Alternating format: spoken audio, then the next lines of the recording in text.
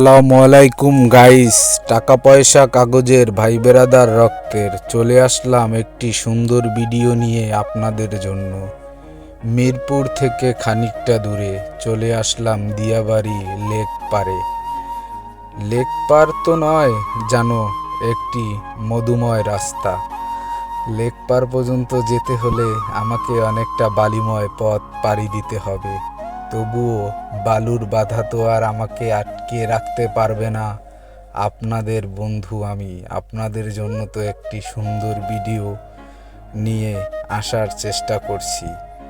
তাই চলছি টিকটিক করে বালুর ভিতরে। ভাই, আপনি আবার এসে পড়লেন, কিছুই করার নেই, ছোলো করলাম আবার টান দিলাম। আশা করি আপনাদের ভিডিওটা অনেক ভালো লাগবে, কারণ ঢাকার ভিতরে এরকম একটা মনোমুগ্ধকর পরিবেশ খুঁজে পাওয়াটাই অনেকটা দুষ্কর। তবুও চলছি আপনাদের ভালো কিছু দেখানোর জন্য। আমি যতটুকু দেখতে পাচ্ছি সামনে অনেক গাছ দেখা যাচ্ছে, আবার একটি লেক পারও আছে। এটাকে সম্ভবত রাজক লেক পার বলা হয়। আমি যতটুকু জানি ততটুকু বললাম, আপনারা যদি এর চেয়ে ভালো কিছু জানেন তাহলে বলেন, কমেন্টে জানিয়ে দিন। সামনে আমার রাজুকের বিল্ডিংটা দেখা যাচ্ছে।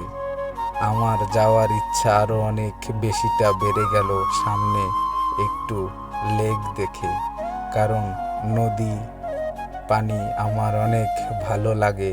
আবার এই ইট পাথরের শহরের কাছাকাছি, তাহলে তো আর কোনো কথাও নেই।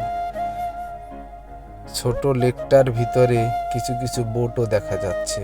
তার চেয়ে বড় কথা, এখানে আমার অনেক রোজাদার ভাই ইফতারির আয়োজন করেছে।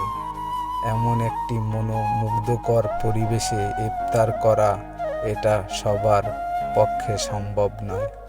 আমিও কখনো সুযোগ হলে আসবো। আল্লাহ হাফেজ, বাই।